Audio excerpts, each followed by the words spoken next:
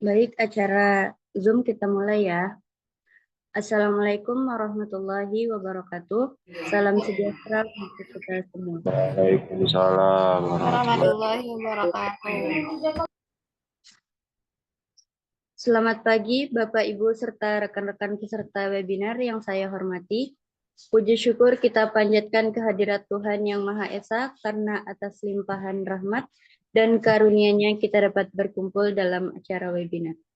Sebelumnya, perkenalkan nama saya Yuni Yulistiani yang akan memandu jalannya acara pada hari ini. Yang terhormat kepada Ketua Pelaksana Justinus Pandapotan Simarmata, yang terhormat kepada Bapak Kaprodi Sistem Komputer, Bapak Asep Suryadi Eskom Mkom. Yang terhormat kepada Pembina Himasikom, Bapak Rikil Amri SPD MPD, yang terhormat kepada Bapak Wakil Direktur kita, Bapak Dr. Juhairi Eskom MM. Dan yang terhormat Bapak Ibu dosen yang tidak bisa saya sebut satu persatu tanpa mengurangi rasa hormat saya. Acara selanjutnya adalah sambutan dari Ketua Pelaksana kepada Justinus Pandapotan Simarmata. Kami persilahkan. Assalamualaikum warahmatullahi wabarakatuh. Waalaikumsalam warahmatullahi wabarakatuh. Izinkan saya memperkenalkan diri terlebih dahulu. Nama saya Justinus Pandapotan Simarmata. Saya di sini sebagai Ketua Pelaksana di webinar ini. Dan yang terhormat kepada Bapak Kaprodi kita, Bapak Asep Suryadi Eskom Mkom. Yang terhormat juga kepada Bapak Pembina Himasikom, Bapak Rikil Amri SPD MPD. Dan yang terhormat kepada Bapak Ibu dosen yang tidak bisa saya sebut satu persatu tanpa mengurangi rasa hormat saya. Dan terima kasih juga untuk kepada seluruh mahasiswa sistem komputer yang telah hadir di acara webinar ini. Semoga ilmu yang disampaikan di acara webinar ini menjadi ilmu yang bermanfaat bagi kita semua. Mungkin segitu saja yang saya dapat sampaikan. Kurang lebihnya mohon maaf. Wabillahi walhidayah. Wassalamualaikum warahmatullahi wabarakatuh. Waalaikumsalam warahmatullahi wabarakatuh. warahmatullahi wabarakatuh.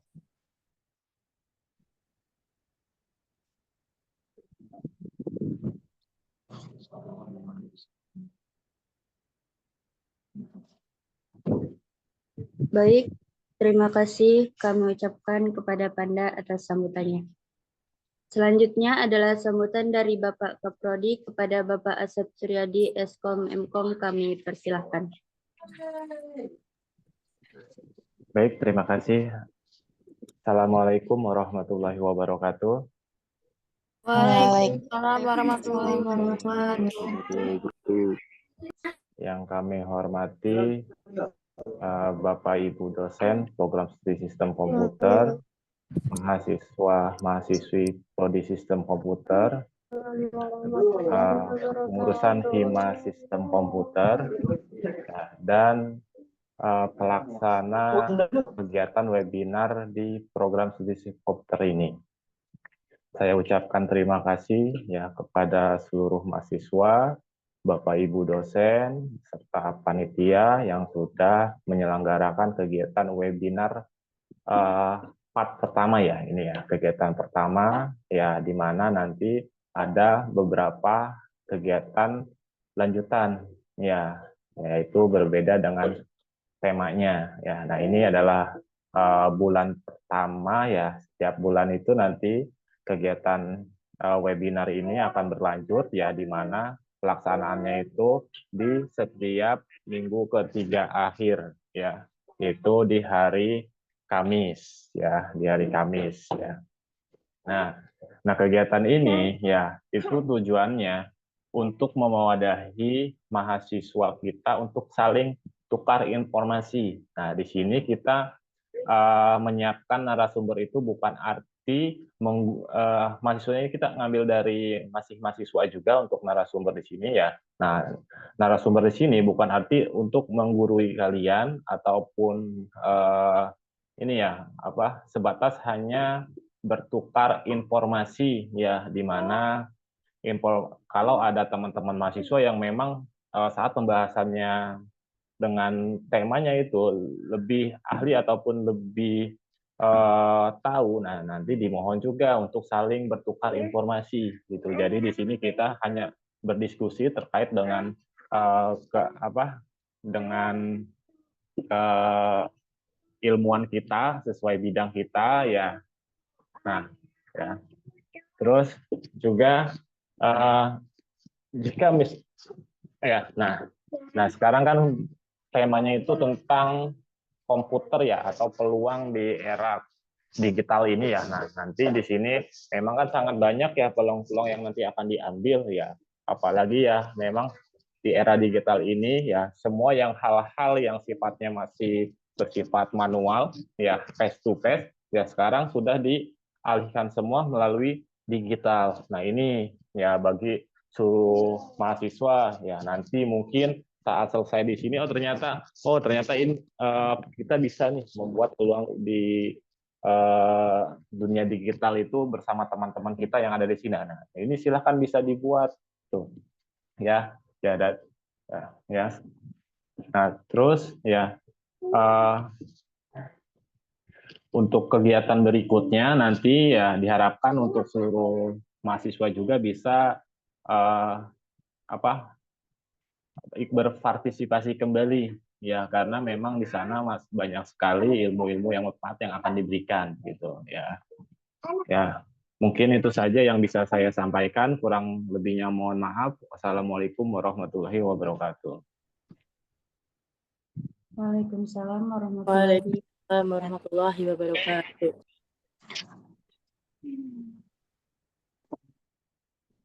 Terima kasih kepada Bapak Kaprodi kita.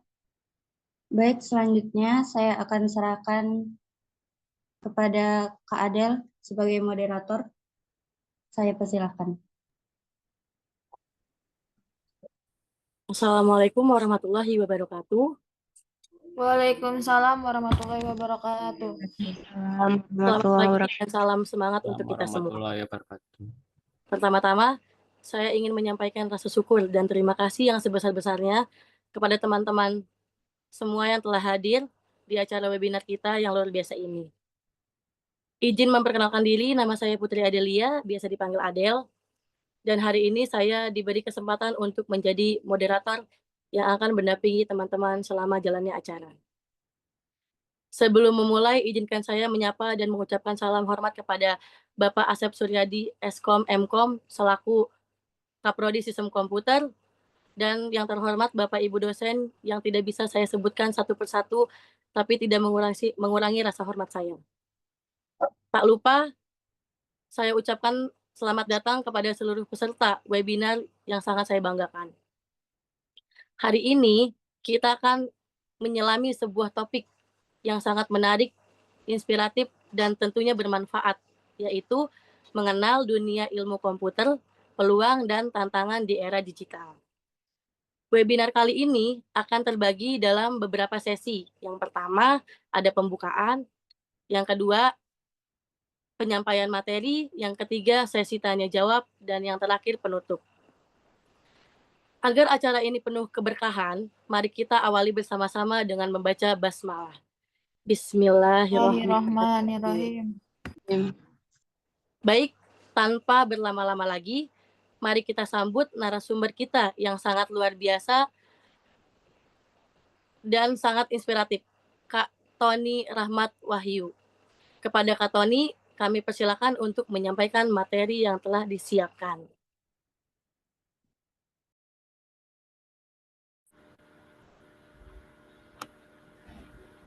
Bismillahirrahmanirrahim. Assalamualaikum warahmatullahi wabarakatuh. Waalaikumsalam warahmatullahi wabarakatuh. Terima kasih kakak moderator yang telah memberikan waktu. Saya ucapkan semoga rekan-rekan semua dalam keadaan sehat walafiat.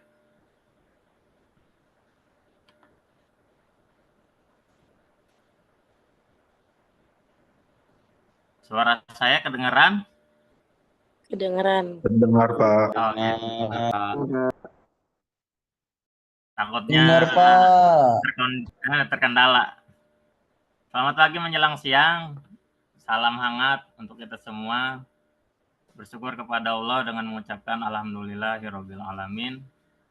Bersalawat kepada Nabi dengan mengucapkan Allahumma sholli ala sayyidina Muhammad wa ala sayyidina Muhammad. Yang terhormat Bapak Asep Suryadi Eskom Mkom selaku Ketua Program Studi Sistem Komputer, Bapak Ibu dan staf prodi Sistem Komputer yang saya hormati, dan pengurus Himasikom yang luar biasa yang telah memberikan kesempatan luar biasa ini kepada saya untuk berbagi atau sharing, ya tadi sudah disampaikan oleh Bapak Kaprodi.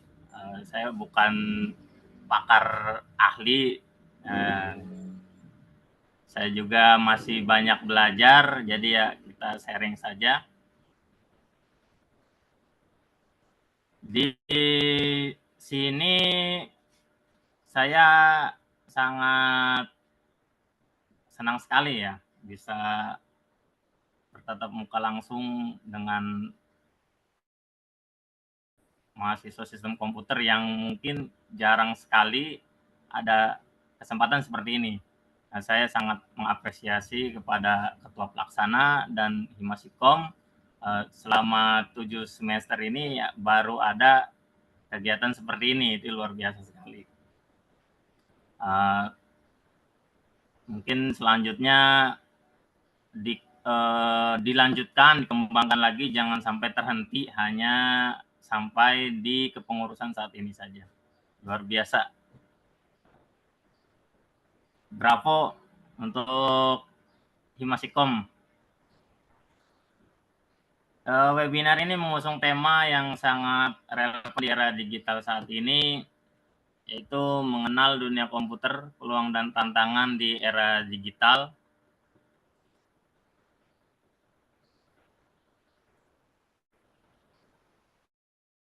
Sebagai generasi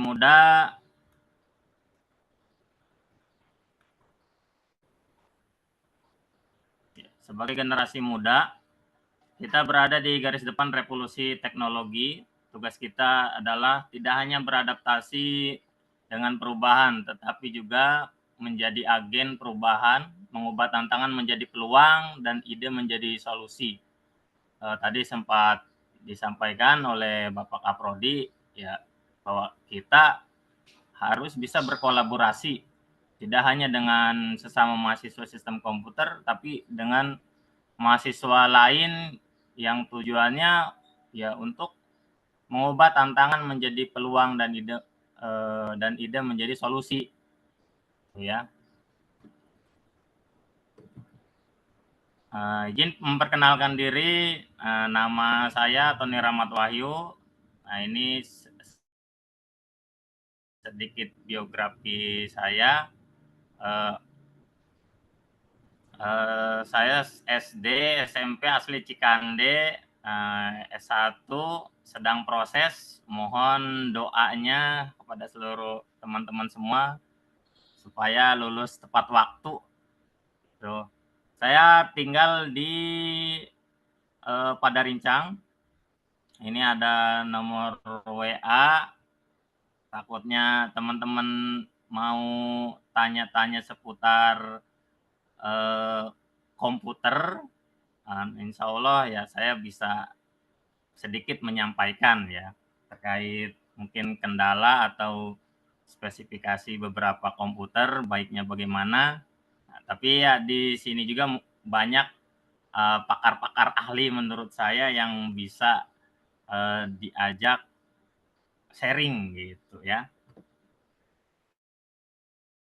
Saya hanya bagian kecil saja. Oke. Definisi ilmu komputer ya teman-teman semua tahu ya apa itu ilmu komputer. Dari semester 1 kita sudah mengenal baik ya mengenai sistem komputer.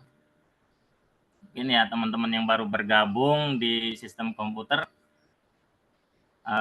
belajar dengan baik ya supaya ilmunya terserap ya.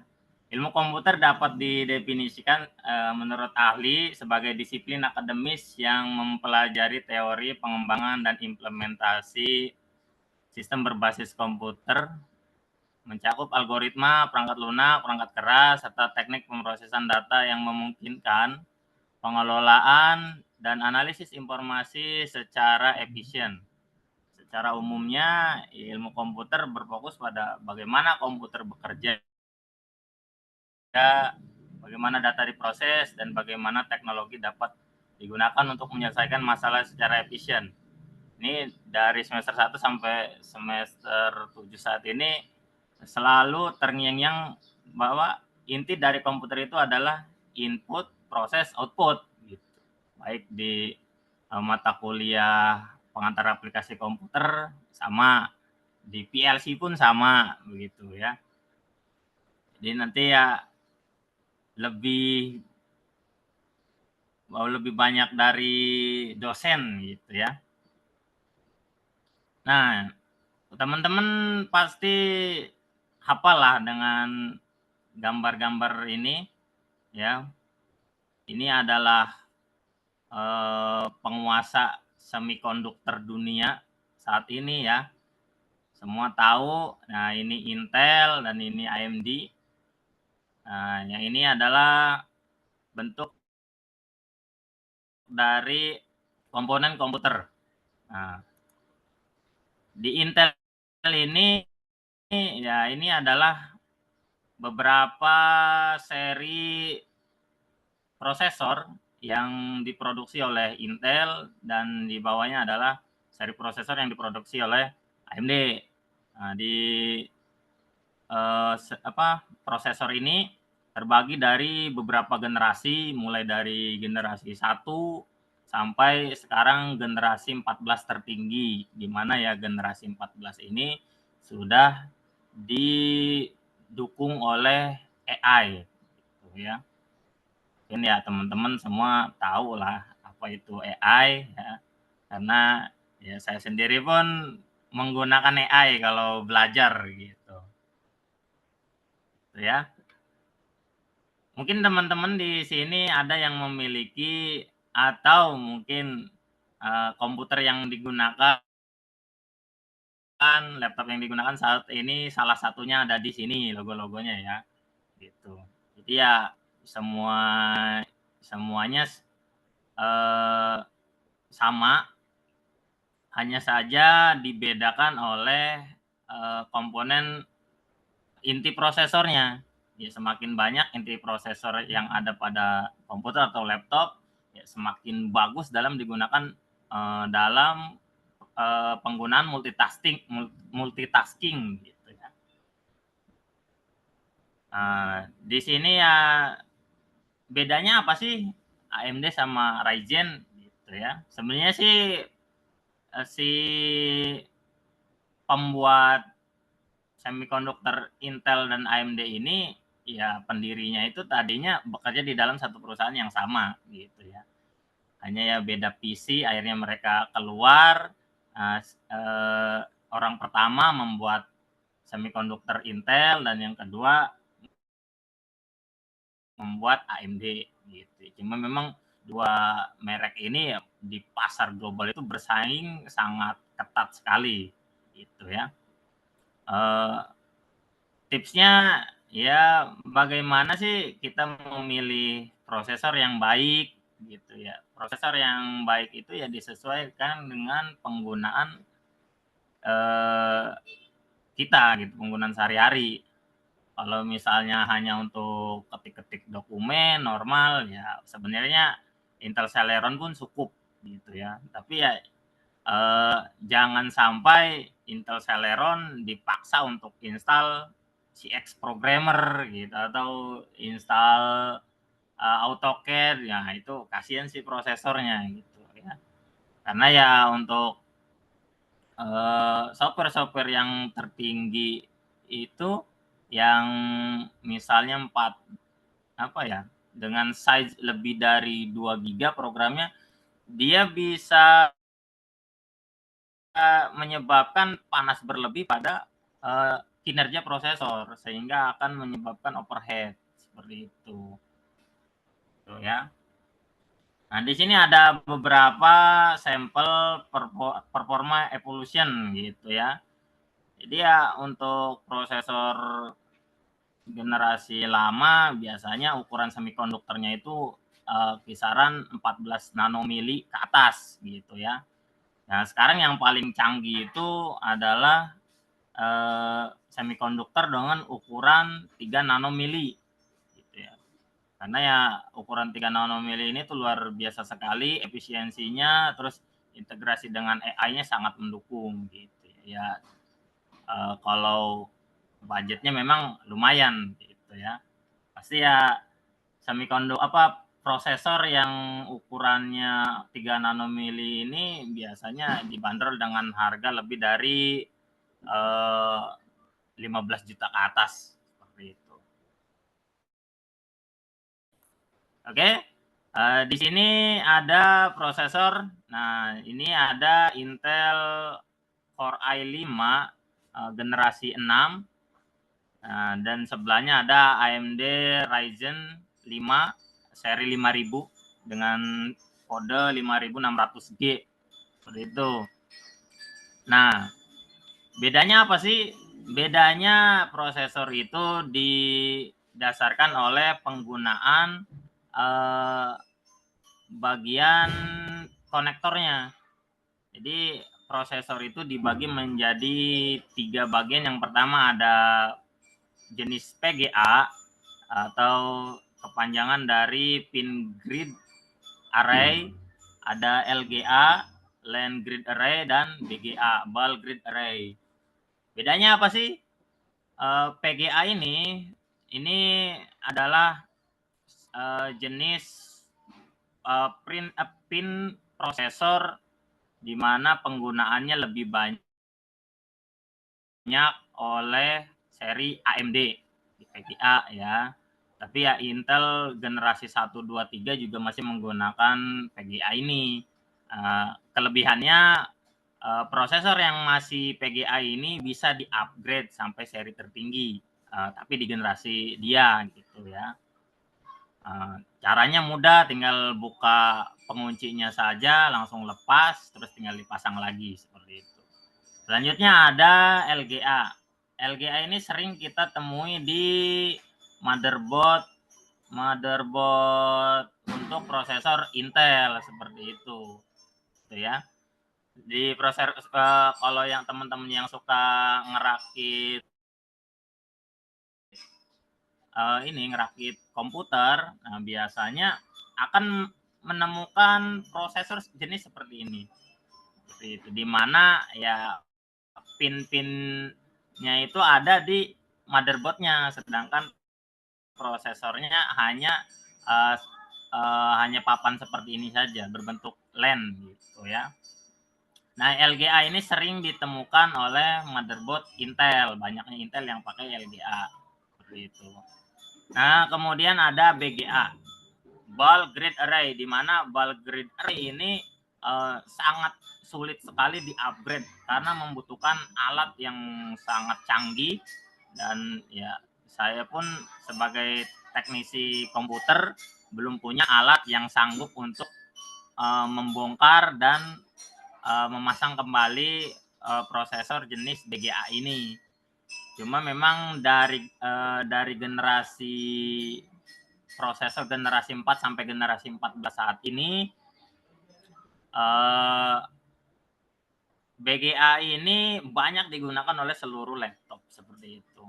Baik ya laptop sekarang pun pakainya BGA gitu ya. Karena memang efisiensi daya yang sangat rendah sekali, performa tinggi juga seperti itu. Lanjut, teman-teman hafal dong pasti dengan gambar ini ya. Nah, ini adalah RAM Pigeon gitu ya. Ada yang bilang RAM itu yang bagus merek Pigeon gitu. Ya, ada aja gitu yang bilang seperti itu. Tapi ya semua RAM menurut saya sama gitu ya. Mau Pigeon, mau Faro, mau Corsair, ya semua itu disesuaikan dengan frekuensi RAM tersebut, begitu ya. Kalau misalnya RAM merek Pigeon frekuensinya 1333 MHz dengan merek Samsung atau SK Hynix yang frekuensinya 1600 MHz, ya secara sudah jelas lah pastinya lebih canggih SK Hynix karena ya frekuensinya lebih tinggi. Semakin tinggi frekuensi yang ada di RAM tersebut, ya semakin cepat kinerja pemrosesan pada komputer, seperti itu. Nah ini ya jenis-jenis RAM dari masa ke masa, gitu ya. Ini adalah DDR2. Nah, dengan DDR2 ini ada di komputer-komputer seri lama ya, misal seri Pentium 4 begitu ya, itu udah masih pakai DDR2 gitu ya. DDR1 ini cuma ada DDR-nya aja, ini berarti DDR1. DDR1 ini voltasenya besar 2,6 volt dengan kecepatan pemrosesannya itu 333 MHz, seperti itu. Dilanjut DDR2 ini sudah ada di laptop dengan prosesor dual core. Ya, dual core udah DDR2. Nah, di sini ada terjadi peningkatan mulai dari efisiensi voltase yang semakin rendah dan didukung oleh frekuensi RAM-nya sendiri naik sekitar 200%. Sekitar 200 ya MHz dari sebelumnya. Dilanjut DDR3, nah turun lagi voltasenya 1,5 volt. Cuma di DDR3 ini ada dua jenis. Ada DDR3 dan ada DDR3L, seperti itu.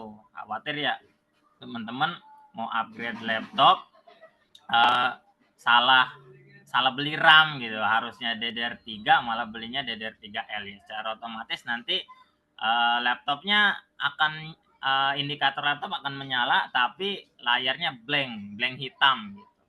Tidak akan menampilkan gambar apapun, seperti itu ya. Di sini perbedaannya adalah ini salah, ini harusnya 1033 MHz. Nah, ini DDR3 ini paling tinggi adalah 1333 MHz gitu ya. Nah, yang paling tinggi dari DDR3 ini adalah DDR3L gitu ya. DDR3L ini voltasenya sudah sangat rendah, 1,35 volt.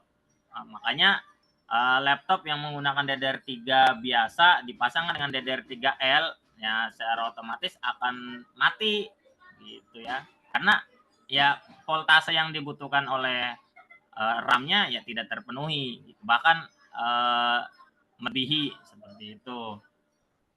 Selanjutnya ada DDR4 1,2 volt. Nah, DDR4 ini menurut data, nah ini yang paling tingginya frekuensi 4000 MHz. Cuma ya banyaknya sih ya ditemukan laptop saat ini ya banyaknya rata-rata yang frekuensinya 2400 atau 2666. Nanti ya teman-teman bisa lihat di laptop ya. Laptop teman-teman kan beragam tuh. Nah, bisa dicek di situ. Dan yang paling canggih saat ini adalah DDR5 dengan voltase 1,1 volt dan menurut berdasarkan data frekuensi yang paling tertinggi saat ini adalah 12.772 MHz. Bisa dibayangkan lah bagaimana laptop atau komputer yang menggunakan RAM dengan frekuensi yang setinggi ini, bagaimana mereka memproses data secara cepat gitu ya. Itu. Oke. Bagaimana sih RAM yang bagus itu? RAM yang bagus itu sebenarnya ya selama ada yang bilang ya selama bisa digunakan dan muncul normal datanya, penggunaan segala macam, ya itu udah bagus lah seperti itu ya. Tapi kalau menurut saya pribadi, RAM yang dinyatakan bagus adalah RAM di mana ketika kita melakukan pengecekan melalui aplikasi CPU-Z ini, manufaktur RAM-nya muncul, modul manufakturnya muncul. Berarti kan si chipset yang ditanamkan di RAM tersebut asli gitu ya, bukan KW-KW. Tapi ya ini tidak menjamin juga ya, seperti itu. Yang penting ya laptop dipasangkan RAM, nyala, ya itu udah bagus. Tuh. Lanjut, ini sekarang ada alat yang canggih saat ini yang dibuat oleh Cina, yaitu berupa konverter DDR laptop, RAM laptop. Nah, diubah menjadi RAM PC gitu. Kalau dulu ya belum ada alat ini, kita punya RAM laptop, terus punya, tapi laptopnya mati, terus ada PC ini pengen di-upgrade, ya harus beli RAM PC dong gitu kan. Kalau sekarang ya nggak mesti, tinggal beli konverter ini dengan harga 50.000. Nah, teman-teman udah bisa upgrade RAM PC dengan RAM laptop seperti itu. Itu ya. Jadi ya sekarang ini dunia udah semakin canggih banget dengan adanya konverter gitu ya, konverter RAM laptop to PC, ada konverter SATA to M2. Nah, ini ya.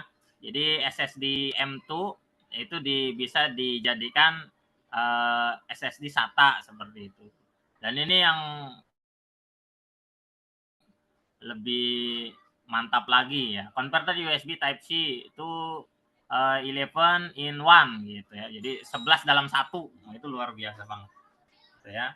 Cuma ya memang ya ini harganya lumayan, kurang lebih rasanya saya pernah cek harganya. Kalau yang sederhana yang sering kita temui ya, bagi kita kaum mendang-mending gitu ya, daripada beli laptop baru harganya mahal, ya mending laptop yang ada di-upgrade aja supaya lebih canggih. Nah, itu pasti kita nemuin konverter namanya KEDI. KEDI ini adalah tempat untuk menyimpan hard disk di lokasi penyimpanan DPD seperti itu.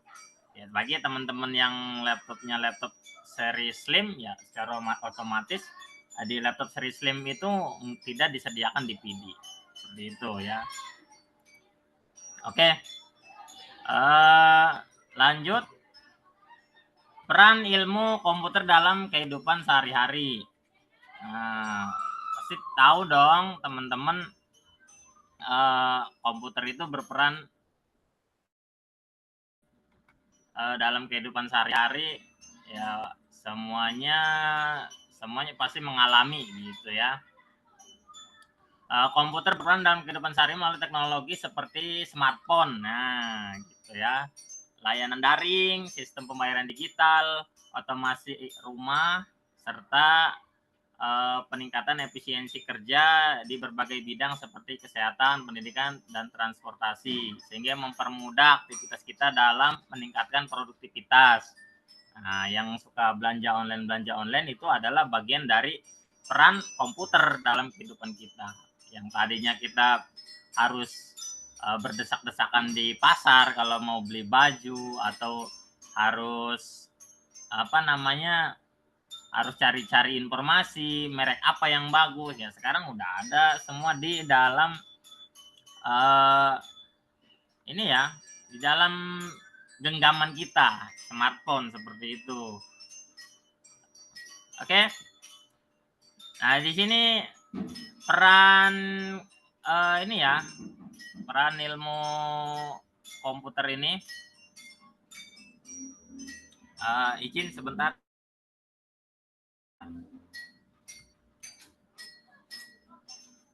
Tolong dong, lagi meeting.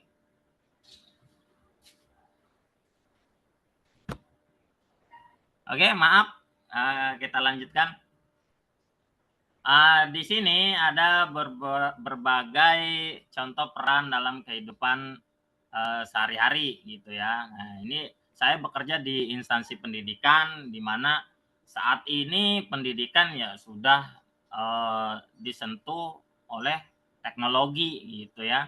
Contohnya adalah pelaksanaan ujian yang sekarang berbasis komputer. Kalau dulu ya ujian itu kan tulis tangan gitu ya. Mungkin di sini ada teman-teman ya lulusan-lulusan uh, lulusan 2020-an ya. Nah, itu mengalami asesmen ya, asesmen melalui komputer. Itu. Selanjutnya di dunia industri, nah ini akan teman-teman temui di semester 7 pada mata kuliah robotika. Nah, di mana ya semua industri ini sudah dijalankan oleh robot. Seperti itu. Lanjut. Nah, ini ada Amazon Go, di mana di Amerika sana, letaknya di California, ada sebuah supermarket yang non kasir gitu ya. Jadi ya tidak menggunakan kasir lagi. Tinggal masuk, tempelkan barcode, terus ngambil barang, tinggal pulang udah langsung terpotong saldonya seperti itu. Nah, di rumah ya ada nggak di sini teman-teman yang rumahnya sudah otomatis? Nah, itu sangat luar biasa banget ya. Tuh, IoT lah, semua udah kenal. Untuk mahasiswa sistem komputer pasti kenal yang namanya IoT. Di trading ya, trading atau investasi gitu ya. Lanjut di dunia militer. Nah, sekarang negara-negara di dunia udah sedang berlomba-lomba ya membuat teknologi tercanggih seperti pesawat nirawak dan ini rudal balistik, rudal jelajah antar benua yang dikendalikan melalui komputer seperti itu. Nah, di dunia pertanian ya ini kebetulan proyek tugas akhir saya juga di sini di dunia pertanian. Mohon dukungannya teman-teman, mohon doanya juga supaya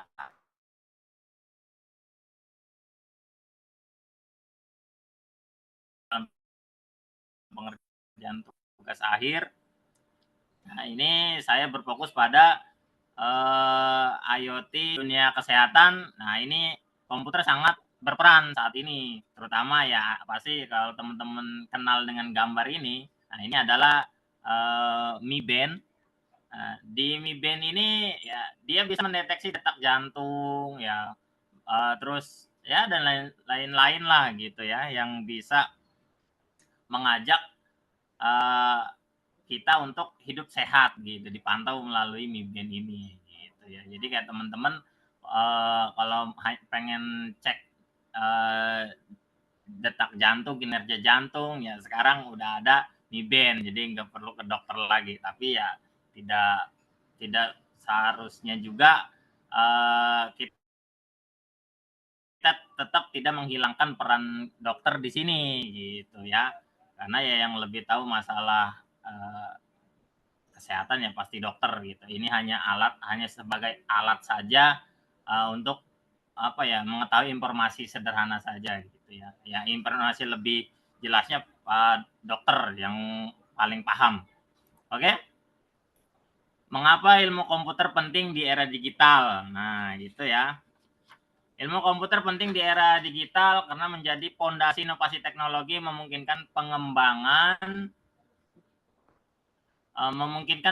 sistem otomatis, analisis data besar, dan solusi berbasis kecerdasan buatan yang mempercepat transformasi digital di berbagai aspek kehidupan. Nah, ini adalah Antares. Antares ini adalah platform IoT buatan Telkom Indonesia. Tuh, jadi teman-teman harus tahu nih bahwa Indonesia ya negara kita membuat platform IoT namanya Antares. Jadi yang biasanya terkenal itu ya platform IoT kan contohnya adalah Blink, ThingSpeak, terus ada Firebase dan Widot, seperti itu ya. Antares sendiri merupakan solusi teknologi yang menyediakan platform untuk mengelola perangkat IoT gitu. Ya, kunjungi situs lengkapnya di Antares. Gitu. Mungkin ya teman-teman bisa kolaborasi dengan mahasiswa Universitas Telkom ya, gitu mengenai Antares. Cuma ya ini dari gambar-gambar ini menunjukkan ya Antares ini menggunakan IoT buatan LoRa seperti itu ya. Sebenarnya IoT kan modul IoT kan banyak, ada Arduino juga sekarang mengeluarkan IoT, maksudnya yang sudah ada Wi-Fi-nya gitu ya. Kalau Arduino Uno kan dia kan harus didukung lagi dengan ISP gitu. ISP karena ya tidak include. Ada yang include langsung dengan ISP 32. Nah, contohnya adalah Arduino Uno R4 Wi-Fi seperti itu. Oke. Perkembangan ilmu komputer, perkembangan teknologi dari komputer awal hingga AI. Nah, ini ya. Ini pengalaman saya SMP kelas 2, ini komputer pertama yang pernah saya gunakan ya buatan IBM. Windows-nya pun Windows 98. Wah, teman-teman masih ada yang mungkin kalau Bapak Ibu dosen nggak aneh lah dengan Windows 98 ya. Tapi kalau teman-teman yang kelahiran 2000 kaum milenial gitu atau Gen Z mungkin nggak nemuin tuh Windows 98 gitu ya. Dulu penyimpanan paling canggihnya adalah disket dengan size 8 MB gitu ya, kecil banget. Setelah seiring berjalannya waktu muncul Windows XP. Nah, di sini Windows XP, rentang Windows XP dengan Windows 7 ini ada Windows Vista gitu ya. Disusul dengan rilisnya Windows 8, dilanjut dengan Windows 10 dan sekarang yang paling canggihnya adalah Windows 11 seperti itu. Nah, di sini ada sampel 2 laptop dengan merek yang sama, dengan tipe yang sama yaitu Advan AI Gen. Di sini AI jenis laptop ini dibagi menjadi 2 prosesor. Yang satu ditenagai oleh Ryzen 7 8845HS dan yang satu adalah Intel Core Ultra 5125H. Nah, dengan kapasitas memorinya sama 16 GB, udah LPDDR5. Ini seri RAM tertinggi saat ini, LP low power, double D red gitu ya. Bedanya apa sih gitu? Mungkin ya teman-teman bisa berpendapat ya gitu ya. Mungkin yang senang sama Intel bisa bilang, wah Intel paling bagus gitu ya. Mungkin yang senang sama AMD, wah AMD paling bagus. Nah, simpan dulu jawabannya, kita lihat mana yang lebih baik. Berdasarkan situs Persus, ya, saya lakukan perbandingan antara AMD Ryzen 7 8845HS dengan Intel Core Ultra 5125H. Menurut data Persus adalah yang menang itu adalah Intel Core Ultra 5. Seperti itu. Gitu ya. Tapi jangan puas hanya karena Persus. Karena perbandingan berdasarkan data Persus. Kita perhatikan lagi, lihat scroll di bawahnya, kita lihat di sini.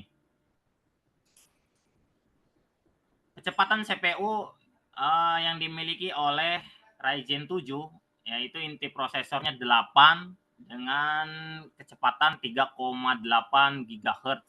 Nah, sedangkan yang kecepatan CPU milik Intel Core i Core Ultra 5 itu 4 kali 1,2 GHz dan 8 kali 0,7 GHz.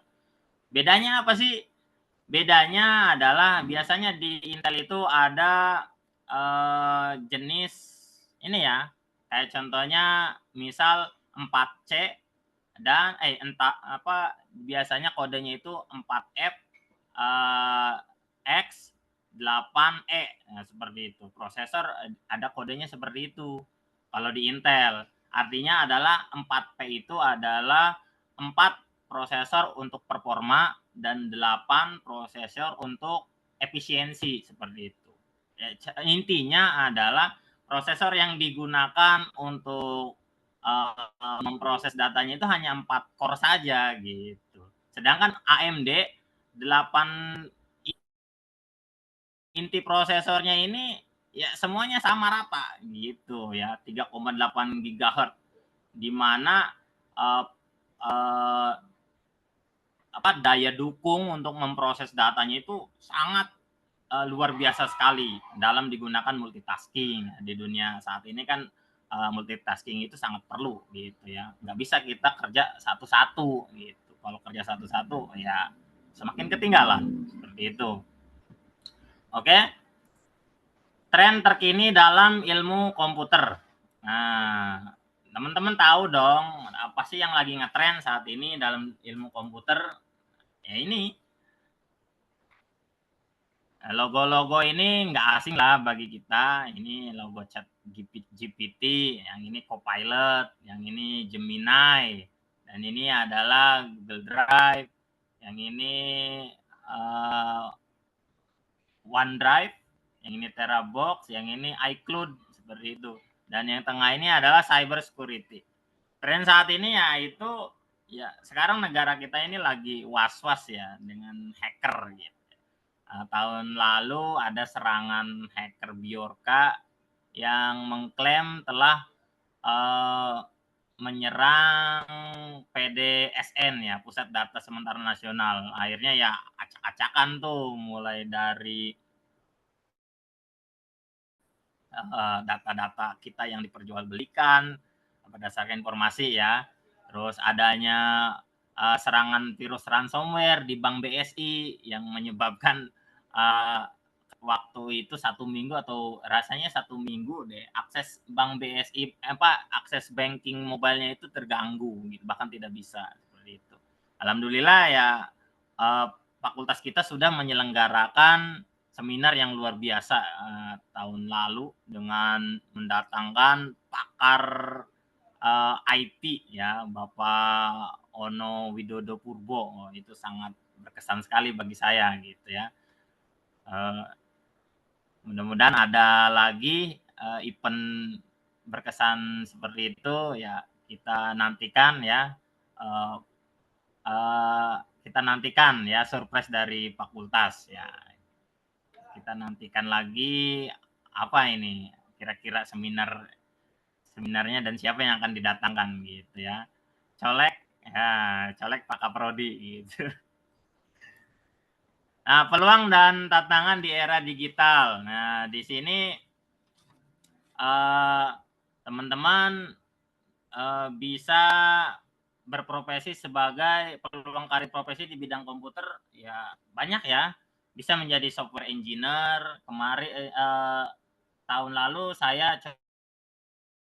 coba-coba ikut webinar dan pelatihan mengenai software tester yang diselenggarakan oleh Growia Education gitu. Pekerjaannya menarik gitu, bisa dikerjakan di mana saja, dan katanya sih kalau misalnya kita lolos pelatihan dari Growia Education itu, kita dapat penempatan kerja dengan gaji 2 digit gitu ya. Wah, itu sangat luar biasa sekali. Cuma memang setelah saya tekuni, ada biaya pelatihan sebesar 10 juta rupiah, akhirnya saya mundur nggak jadi gitu ya. Takutnya teman-teman di sini ada yang berminat ya silakan, tapi ya hati-hati ya, sekarang kan zamannya apa ya, banyak informasi-informasi bodong yang menyesatkan yang bahkan merugikan gitu ya. Tahu-tahu ajakannya enak, tahu-taunya penipuan seperti itu ya. Terus bisa jadi sebagai analis data gitu, atau insinyur AI, atau spesialis cyber security seperti itu ya. Kemarin alhamdulillah saya ikut uji kom ya yang diselenggarakan oleh LSP Umpam. Itu materinya sangat luar biasa sekali, bagaimana kita mengamankan jaringan komputer, bagaimana kita membackup, itu luar biasa sekali gitu ya. Saya sangat menyarankan teman-teman yang belum ikut uji kom, ikutlah gitu ya. Karena ya uji kom yang diselenggarakan oleh LSP Umpam ini sangat terjangkau, beda dengan yang diselenggarakan oleh lembaga lain, dan kita bisa kompeten juga outputnya seperti itu ya. Tapi ya persiapkan juga untuk menghadapi uji komnya gitu. Jangan daftar aja gitu, tapi tidak dipersiapkan ini itunya ya, ujung-ujungnya ya hanya daftar saja ya gagal juga gitu. Mudah-mudahan ya teman-teman yang sedang mendaftar di angkatan 53, saya doakan lulus kompeten gitu. Oke. Selanjutnya transformasi digital. Transformasi digital ini mengubah cara bisnis beroperasi kita melalui teknologi seperti cloud computing gitu ya, IoT dan AI, di mana transformasi digital ini kita tidak boleh menolak transformasi digital. Ada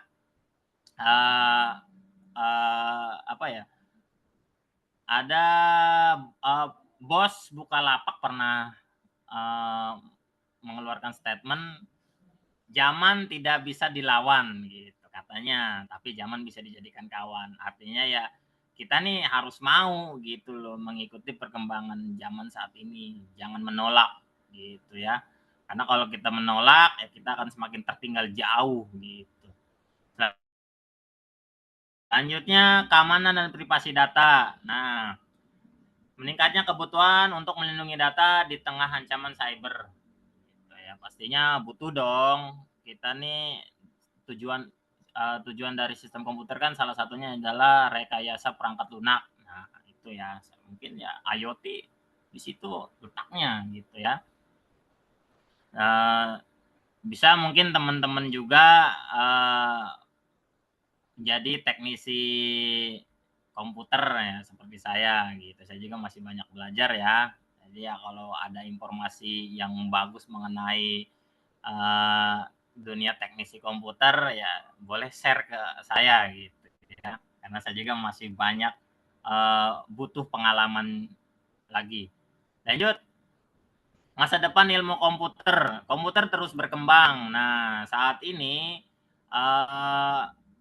ARM Cortex dan versus Qualcomm Snapdragon. Sebenarnya mereka ini masih satu perusahaan, hanya saja lagi berantem nih mereka berdua nih gara-gara memperebutkan Nuvia seperti itu. Contohnya adalah jadi prosesor saat ini yang paling canggih adalah buatan ARM dan Qualcomm Snapdragon gitu. Intel sudah ketinggalan karena dia prosesornya masih berbasis x86 gitu. Sekarang yang lagi di atas awan itu kalau di bidang IoT-nya adalah Nvidia, kalau di bidang komputernya AMD seperti itu. Lanjut, sekarang disusul ada ARM. ARM ini mulai diajak oleh sebenarnya bukan diajak ya. Ini apa namanya? Apple atau MacBook ini prosesornya menggunakan ARM gitu ya. Jadi ya ini perkembangan saat ini yang lagi saya nantikan adalah rilisnya Windows 12. Informasinya katanya tahun kemarin Oktober 2024, nyatanya saya cari-cari nggak ada gitu ya. Jangan sampai ya kasusnya kayak Windows 11 gitu ya, diem aja ternyata udah bocor duluan informasinya, sampai ada konten kreator Gadget In yang dia coba-coba instalasi Windows 11 abal-abal gitu ya, gitu tapi ternyata Windows 11 benar-benar juga seperti itu gitu ya, yang dirilisnya itu sesuai gitu ya, sangat sangat disayangkan gitu ya, nggak surprise akhirnya gitu ya. Dan ini yang sedang disiapkan oleh Windows gitu, oleh Microsoft, yaitu Microsoft akan meluncing laptop Copilot plus PC, di mana ya katanya informasinya itu akan menggunakan prosesor dari ARM gitu ya, bukan dari Intel gitu. Lanjut, pentingnya adaptasi dan inovasi. Nah, kita sebagai mahasiswa komputer sangat diharuskan untuk beradaptasi gitu ya, dan melakukan inovasi. Tentu adaptasi dan inovasi bagi kita sebagai mahasiswa sistem komputer yaitu mempelajari teknologi computing cloud ya, untuk pengembangan aplikasi scalable ya. Terus ini di cloud computing ini nanti ketemu di semester 7 ya. Teman-teman yang udah semester 7 ya semangat belajar mata kuliah cloud computing ya. Karena itu akan sangat penting di masa yang akan datang. Lanjut. Selain itu mengintegrasikan IoT dan dalam proyek seperti smart device, seperti pengembangan solusi AI untuk analisis atau otomasi seperti itu. Nah, perbedaannya di sini dari ini ya, adaptasi dan inovasi itu sekarang beberapa perusahaan sudah menerapkan WFH, WFO, dan WFA serta hybrid gitu ya. Bahkan ya beberapa ada gubernur DKI Jakarta baru-baru ini menyampaikan bahwa ASN di DKI Jakarta itu bisa WFA begitu. Apa sih WFH? WFH itu ya work from home, ya, bekerja dari rumah. Terus WFO, work from office, ya bekerja di kantor, dan WFA, work from anywhere, ya bekerja dari mana saja begitu. Gitu ya.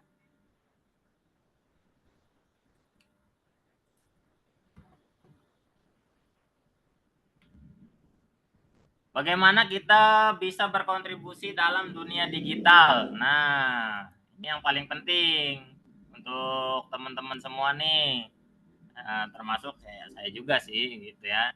Sebagai mahasiswa sistem komputer, kita bisa berkontribusi dalam dunia digital dengan mengembangkan solusi teknologi seperti aplikasi berbasis web dan mobile untuk kebutuhan masyarakat. Seperti itu, menciptakan sistem berbasis IoT untuk meningkatkan efisiensi di berbagai sektor serta memanfaatkan kecerdasan buatan. Nah, selain itu, ya kita juga bisa berperan aktif dalam meningkatkan literasi digital dengan berbagai pengetahuan tentang keamanan cyber dan teknologi terkini. Dengan terus berinovasi dan berkolaborasi, kontribusi kita dapat mempercepat transformasi digital di berbagai bidang, gitu ya. Nah, contoh paling sederhananya ya kita bisa memberikan informasi digital safety bagi keluarga kita di rumah, karena ya ada dunia digital saat ini tuh plus minus gitu ya. Kayak kemarin ada informasi disampaikan oleh CEO Roblox katanya gitu ya. CEO Roblox itu mengeluarkan statement bagi orang tua yang takut yang takut anaknya bermain Roblox, ya sebaiknya dihentikan gitu kata CEO Roblox, karena yang akan sangat berbahaya gitu. Tapi ya kalau misalnya yang bisa memberikan pengertian kepada keluarga, ya ambil positifnya saja ya seperti itu. Cuma ya tetap ya digital safety saat ini ya banyak sekali ya, kayak contohnya ada ajakan-ajakan investasi bodong, terus ada tahun lalu itu yang lagi rame itu undangan APK. Nah, itu yang ternyata kalau kita klik dia melakukan instalasi di belakang, di latar belakang, tahu-tahu aplikasinya itu merekam aktivitas m-banking kita seperti itu. Ya. Itu saja yang dapat saya sampaikan. Selanjutnya kita sharing. Saya kembalikan ke moderator. Terima kasih. Bang Jing. Terima kasih Kak Tony. Wah, luar biasa banget ya. Teman-teman, materi yang disampaikan begitu inovatif, membuka wawasan, dan tentu saja sangat menginspirasi kita semua. Selanjutnya, kita akan adakan sesi tanya-jawab. Bagi teman-teman yang ingin bertanya, bisa langsung ditulis di kolom komentar atau acungkan tangan dulu.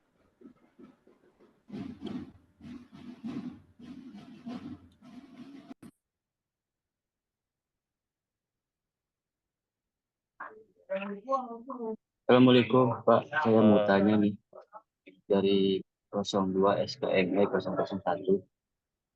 Nama saya Muhammad Ali Musa.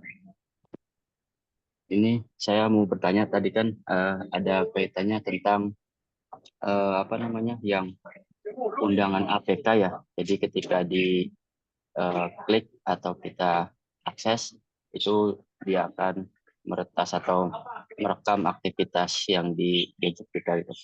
Itu ada nggak cirinya atau misalkan bisa membedakan itu link yang berbahaya atau tidak gitu. Terima kasih, cukup itu aja.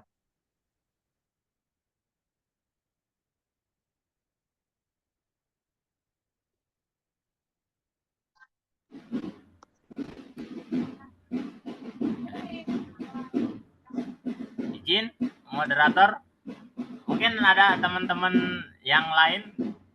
Mungkin kalau dari saya sendiri mengenai itu ya, atau bagaimana kakak moderator, mau langsung dijawab atau ditampung dulu? Boleh Kak, gimana baiknya aja. Mau ditampung dulu juga nggak apa-apa. Mau dibatasin apa gimana Kak? Untuk sesi pertanyaan. Bebas aja, karena kan ini sharing gitu. Mungkin ada teman-teman dari semester lain yang lebih ahli di bidang cyber security seperti itu. Permisi Kak Tony. Halo. Ya, jadi mungkin saya boleh bantu nanggepin ya pertanyaan dari Kak Muhammad Ali.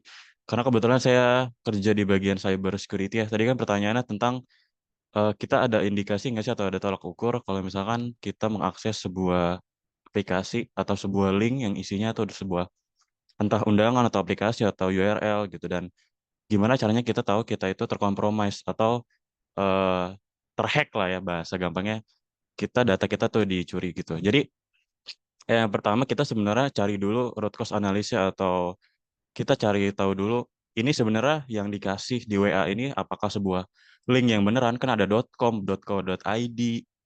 Nah, lalu misalkan www.instagram. Nah, atau jangan Instagram deh, atau www.apple.com. Kan kita bisa lihat itu huruf L-nya itu apakah L kecil atau I besar gitu. Kan kita nggak tahu ya.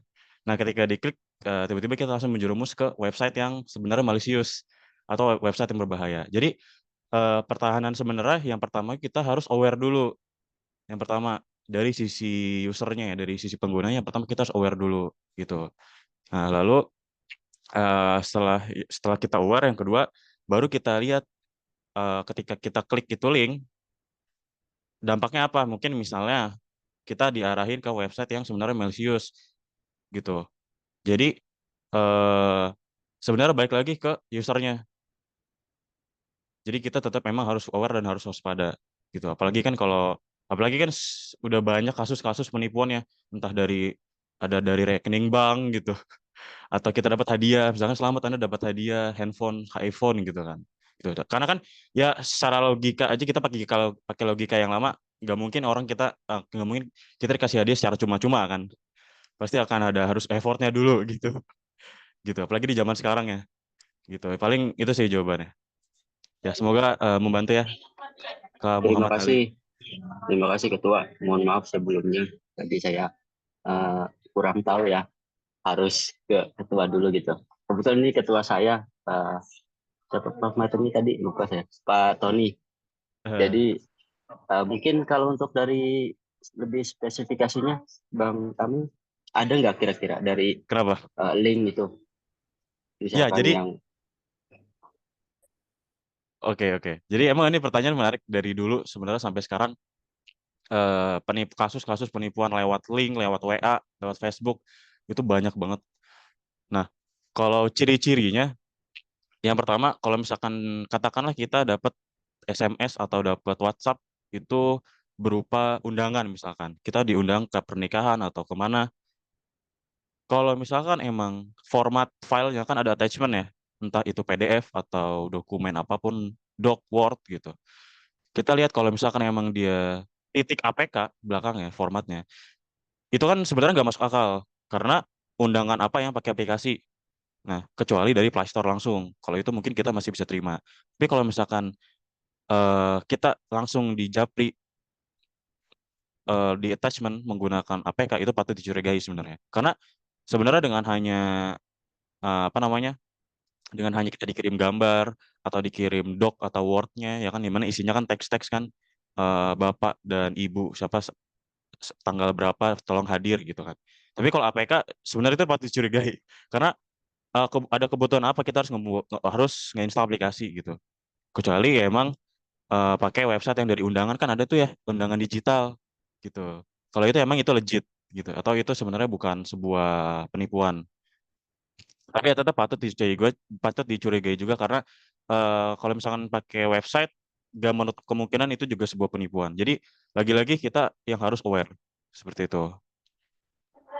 oke. Terima kasih Bang Amin plus Ketua juga. Iya. Terima kasih buat Bang Tamim. Untuk teman-teman yang lain masih ada pertanyaan yang ingin ditanyakan?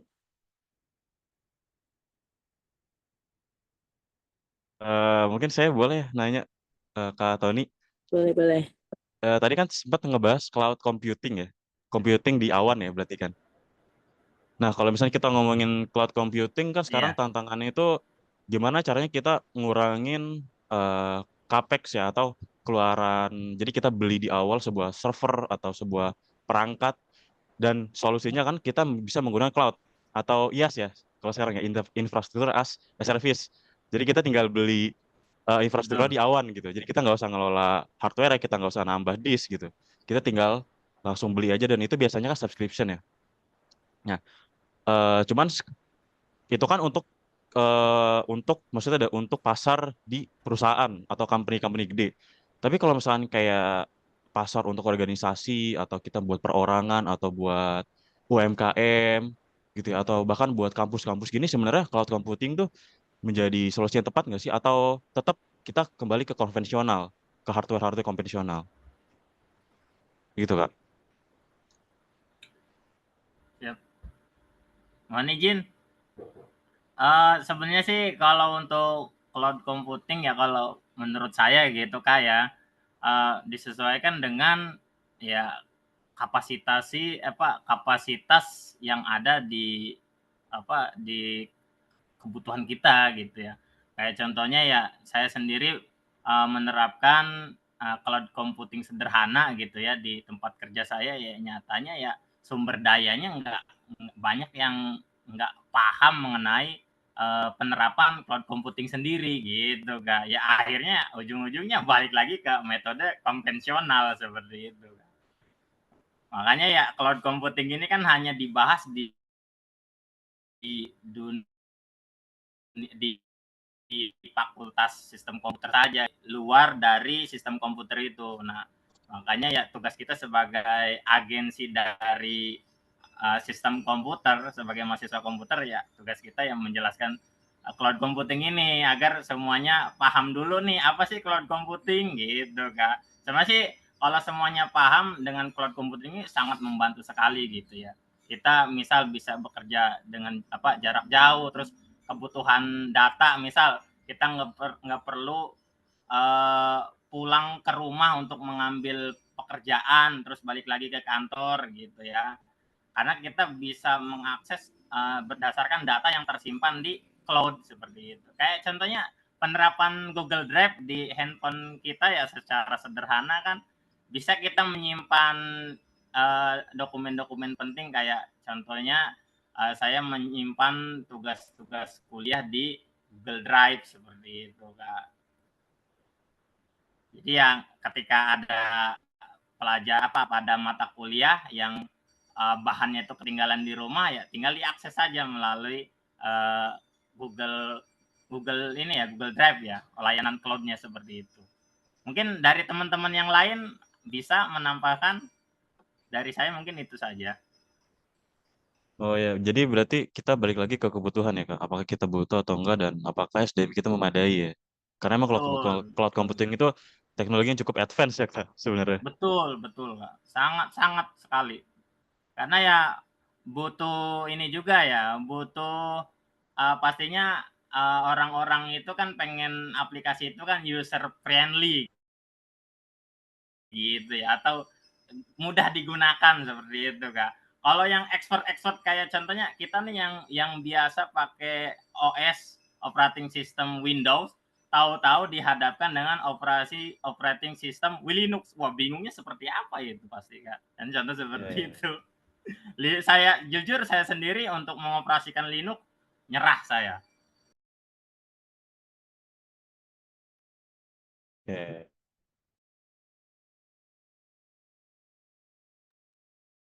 Oke, yang lain masih ada pertanyaan kah? Atau sudah cukup jelas materi yang sudah dipaparkan oleh Kak Tony tadi?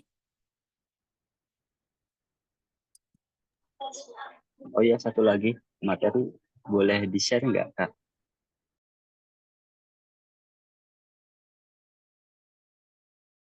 Kenapa Kak diulang Kak? Nanti materi ini di-share boleh nggak? Siap, nanti di-share di grup. Nah, nanti saya serahkan ke kakak ketua pelaksana. Terima kasih Pak Tony Rahmat Wahyu.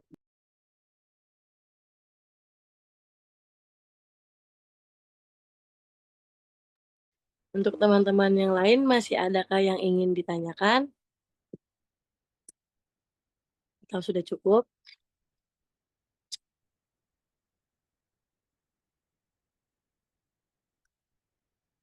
Ya Kak, mungkin saya ini nanya terakhir ya.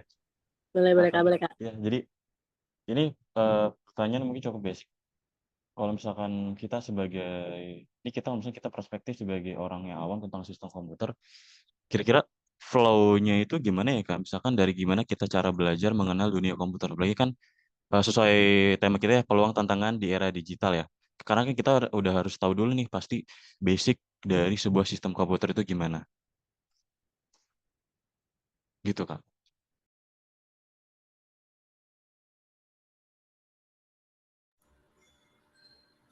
Silakan dari teman-teman, takutnya ada yang mau menanggapi.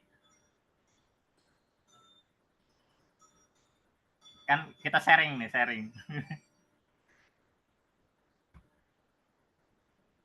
Kalau dari saya sendiri basic mengenai peluang tantangan di era digital ya. Contoh dari saya sendiri sebelum saya memfokuskan diri sebagai teknisi komputer, saya kan saya lahir di tahun 90-an ya.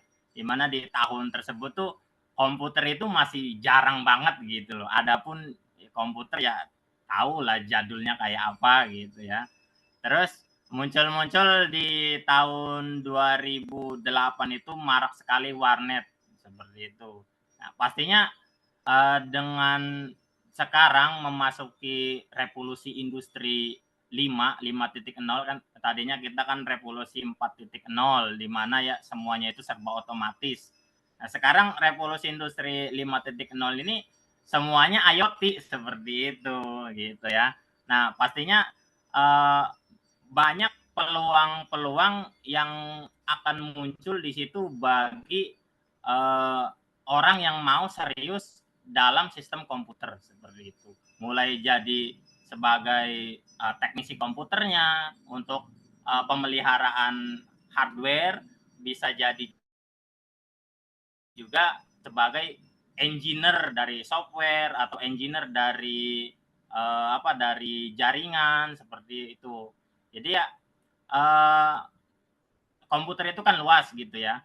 Contohnya adalah ada yang fokus di bidang cyber security. Nah, secara otomatis orang-orang cyber security itu pun belum tentu dia paham mengenai hardware yang digunakan dalam menjalankan operasi cyber security itu seperti itu.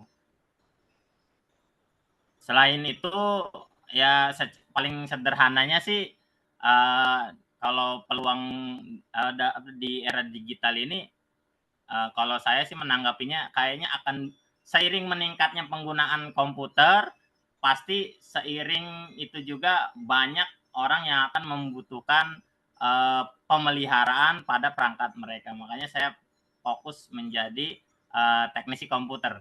Adapun hal lain mungkin ya saya sih ada keinginan pengen jadi mungkin pengen jadi kalau bisa ya jadi pakar IoT seperti itu atau ini ya jadi penerapan dari IoT itu sendiri baik bagi diri saya, baik bagi lingkungan di tempat tinggal saya gitu ya. Pengen saya tuh benar-benar harapan besar saya pengen mengabdikan diri seperti itu, Kak.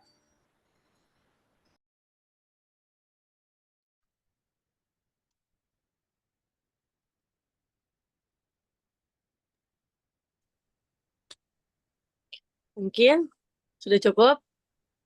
Boleh nggak terakhirnya tadi Boleh. Boleh.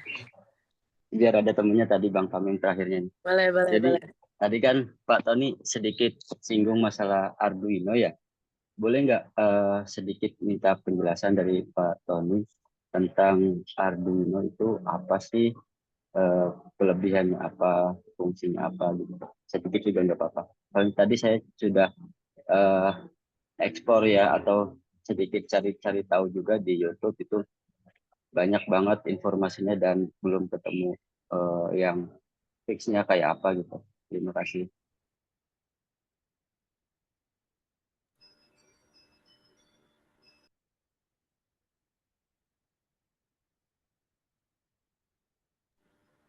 Silakan Kak Tamim boleh. Atau dari teman-teman yang lain yang udah biasa menggunakan Arduino. Mungkin saya boleh nambahin ya, bantu diskusi. Jadi Arduino itu kan kita ngomongin IoT dulu ya, Internet of Things, yang dimana itu kan revolusi industri 5 ya Kak, atau 4 ya, sorry. Ya, jadi kan seiring berkembangnya zaman, kita nggak cuma ngomongin soal internet, kita nggak cuma ngomongin soal mesin, ya kan. Dan sekarang kita udah masuk ke dalam yang namanya Internet of Things, yang dimana yang biasanya tadinya itu komputer interaksi dengan manusia, tapi sekarang komputer interaksi dengan komputer. Gitu, itu basic dari segala basic di IoT. Jadi gimana sebuah komputer itu bisa berkomunikasi dengan komputer. Jadi sebuah otomasi. Gitu. Biasanya kalau di sistem komputer itu ada elektronika ya. Mata kuliah elektronika nanti kita belajar tentang Arduino itu biasanya kan. Jadi Arduino itu kan sebuah microcontroller yang dimana isinya itu sebenarnya adalah chip atau sebuah komputer yang pintar lah gitu intinya. Yang dimana itu kan bisa menjadi sebuah otomasi. Entah kita misalkan mau otomasiin, misalkan di rumah kita pasang lampu yang dimana lampu itu pingin kita matiin secara otomatis pakai handphone. Nah, itu masuk ke IoT. Atau kita misalkan pakai teknologi inframerah. Nah, itu kita bisa remote, misalnya inframerahnya dari HP itu juga bisa. Jadi, lebih ke arah mempermudah eh, kegiatan sehari-hari. Dan juga IoT itu nggak cuma di sektor rumahan aja, tapi IoT itu juga bahkan di sektor gedung, ya kan, apa namanya, kota gitu, atau bahkan antar negara gitu. Jadi itu arahnya lebih ke otomasi gitu. Kalau nge-remote gajian kita biar 2 kali sebulan bisa nggak? Bisa, tapi kayak gajian terakhir itu. Itu ya. Jadi Terima kasih Ketua. ya, mengenai Arduino sendiri sih sebenarnya kalau Arduino itu lebih cenderung ke prototype saja sih ya. Soalnya tidak kalau mendukung penerapan industri dia nggak sanggup gitu. Karena ya satu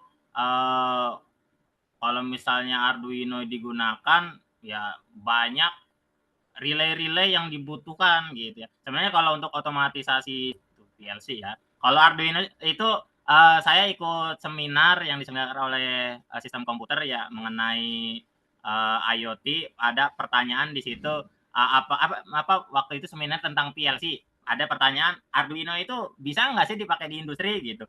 Ya kalau misalnya hanya untuk menjaga suhu ruangan server ya, misal untuk memonitoring ruangan server nih misalnya standar suhunya minus berapa gitu ya. Nah, itu Arduino bisa digunakan.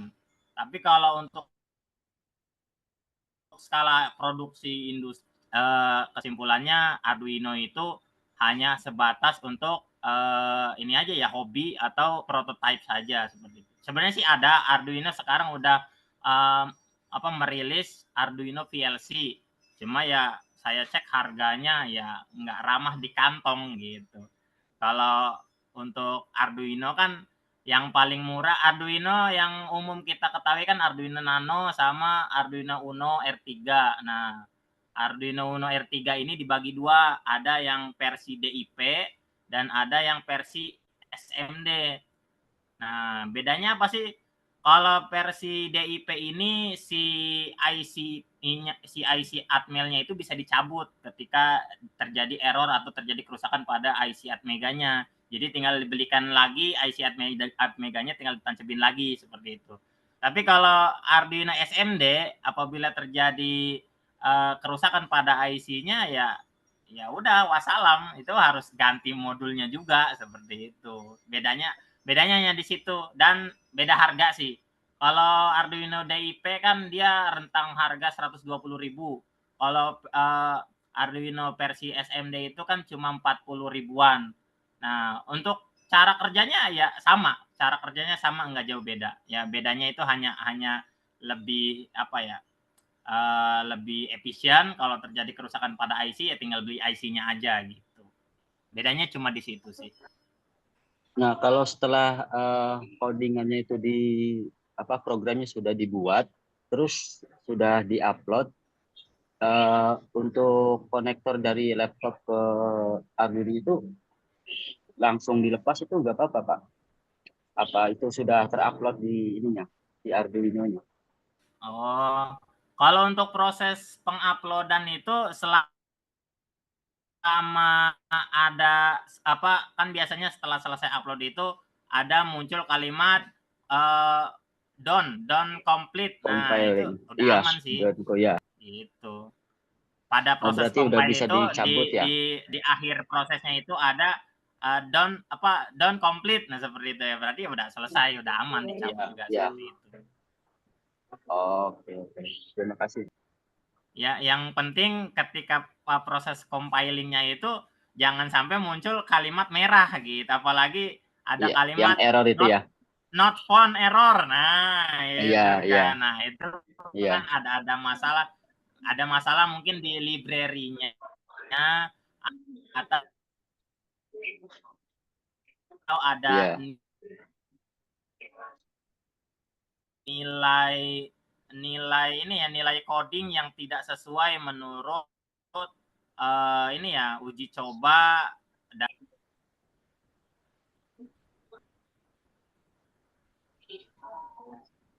silakan Kak.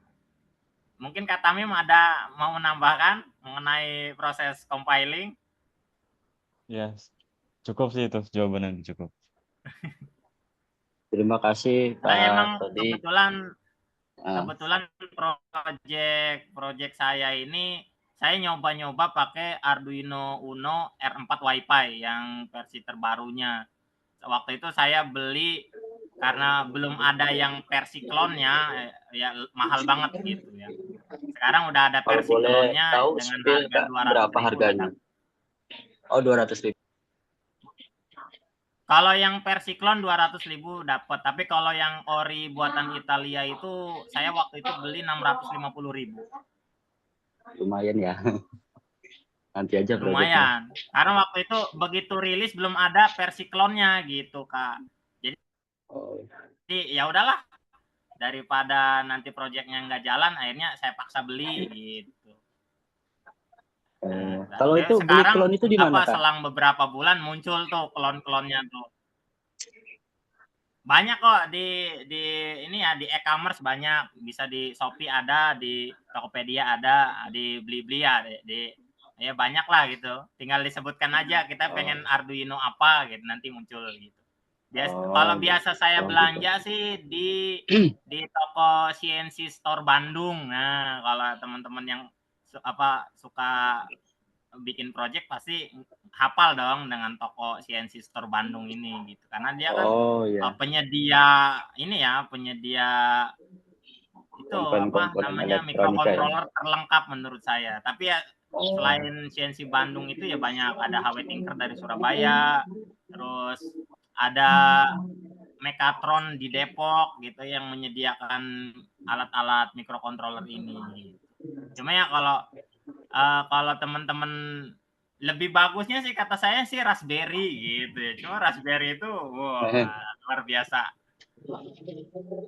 Karena dia codingnya harus pakai MicroPython. Yang kedua harganya juga paling murah rasanya 800.000 Raspberry. Itu yang Raspberry paling bawah itu gitu ya. Kalau yang lain-lainnya 1,5 juta.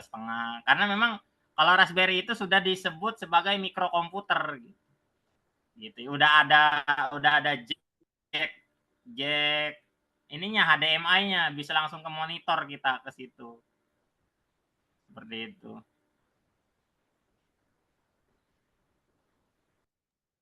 Terima kasih Pak Tony.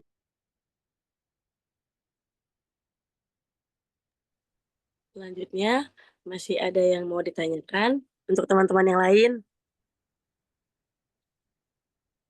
Atau sudah cukup? Cukup jelas?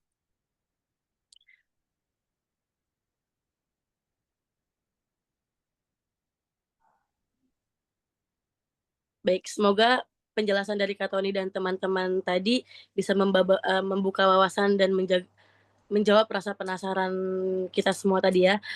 Sebagai penutup, saya ingin mengucapkan terima kasih yang sebesar-besarnya kepada seluruh peserta yang telah meluangkan waktu untuk hadir dan mengikuti acara ini hingga sampai akhir. Saya pribadi mohon maaf apabila selama memandu acara terdapat kekurangan dalam penyampaian kata maupun sikap. Mohon dibukakan pintu maaf yang seluas-luasnya. Mari terus semangat belajar dan berkarya di bidang yang kita cintai. Untuk teman-teman yang lain nanti bisa ya. Mohon apa sih sebentar ya Kak? Oh, boleh. Itu dulu apa sih dokumentasi dulu? Oh, boleh. Buat para peserta itu kameranya tolong diaktifkan dulu ya. Kita dokumentasi dulu.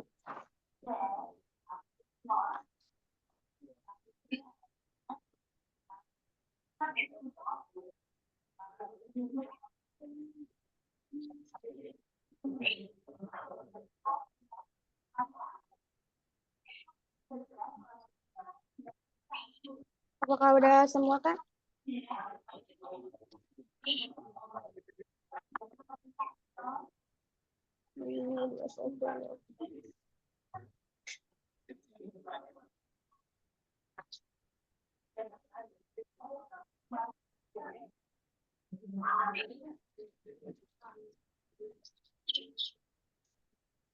Di bagian kedua belum ada yang aktifin kamera nih, Pak.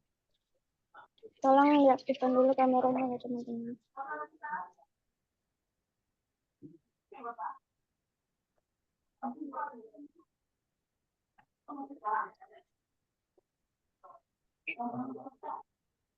Maaf Mbak, nggak diaktifin kameranya. Lagi di luar soalnya. Di luar mana, Bang Dani? Biasa aja nih Mas Ali. Saya juga lagi di luar nih.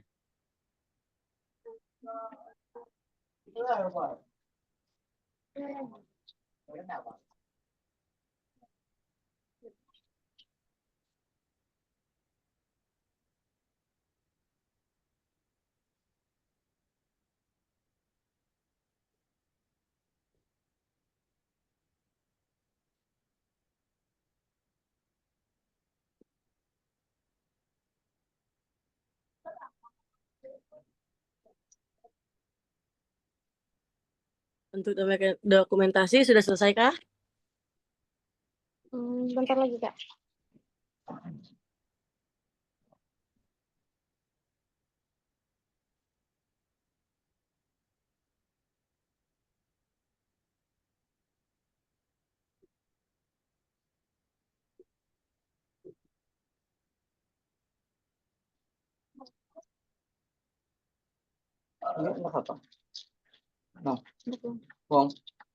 Udah, Kak. Oke. Nanti buat Terima kakak-kakak kasih, semua, Kak. sama-sama. Untuk kakak-kakak semua, jangan lupa di kolom komentar sudah ada absen. Jadi nanti absennya diisi ya. Selanjutnya acaranya akan saya alihkan kembali ke MC, tapi sebelum beralih saya mau pantun dulu. Boleh kan? Boleh, Kak. Boleh. Cakep.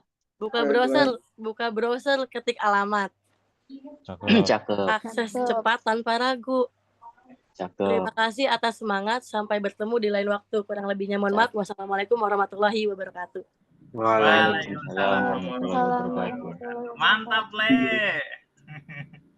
Baik, terima kasih kepada moderator kita.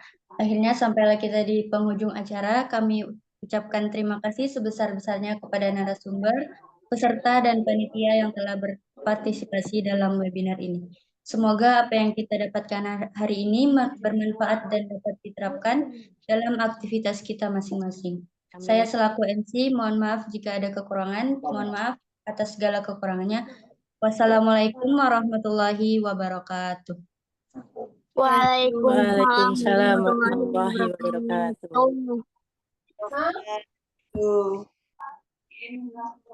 Suami teriak-teriak dari belakang. Pada satu ketika suami saya di depan Pada saya Mas dari dapur. Gilang. Mas.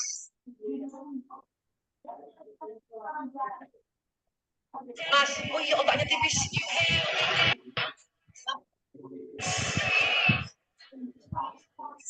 Udah boleh keluar nih.